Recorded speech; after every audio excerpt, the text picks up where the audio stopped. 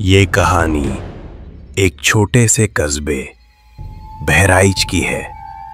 रात के करीब 11 बजे अभिषेक अपने दोस्त की बर्थडे पार्टी से लौट रहा था।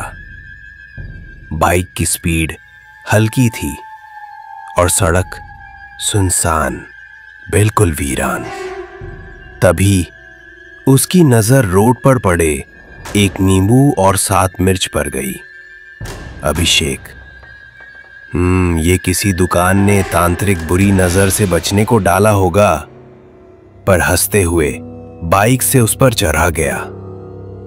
लेकिन शायद उसे नहीं पता था, वो नींबू अब सिर्फ मिर्च मसाला नहीं था, वो अब एक रास्ता था किसी आत्मा के लिए।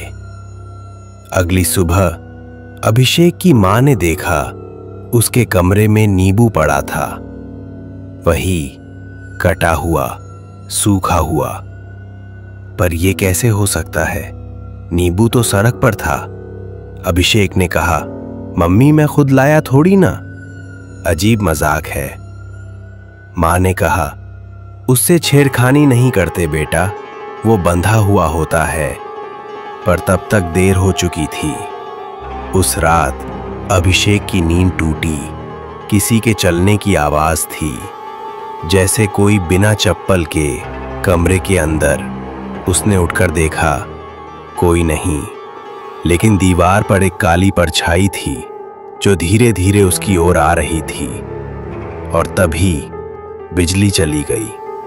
अगले दिन अभिषेक ने अपने दोस्त अर्जुन से कहा, भाई कुछ अजीब हो रहा है, मैं नींद में चलने लगा हूं, दरवाजा खुद खुला मिलता है।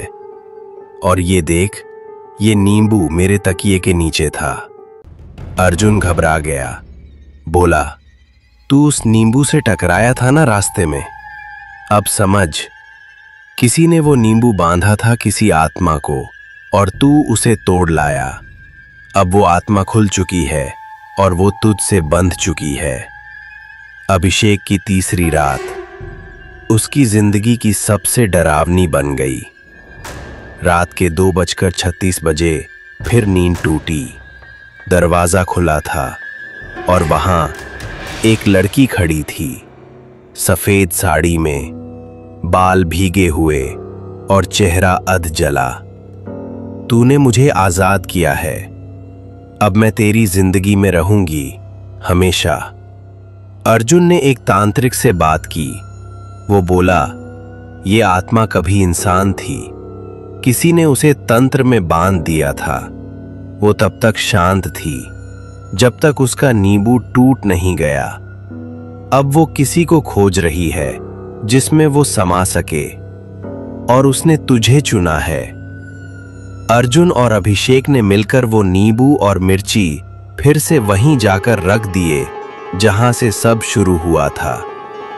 तांत्रिक ने कहा, अगर आत्मा वापस ना गई तो अगली पूर्णिमा की रात को अभिषेक हमेशा के लिए खो जाएगा। रात आई, अभिषेक को कमरे में बंद कर दिया गया। बिजली चली गई, दरवाजा अपने आप खुल गया। उस परछाई ने फिर आकर कहा, अब लौटना मुमकिन नहीं है, तू अब मेरा है। अगली सुबह कमरा खुला।